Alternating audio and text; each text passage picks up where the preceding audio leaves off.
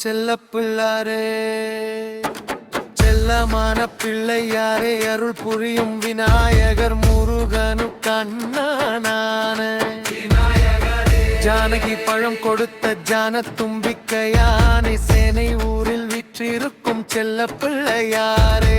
கணேசன் என்று சொல்லடா, விநாயகன் என்று சொல்லடா, முருகனின் அண்ணன் என்று சொல்லடா, முத்துக்கு முத்தான விநாயகன் என்று சொல்லடா. ஊருக்கு அருள் புரியும் விநாயகனே.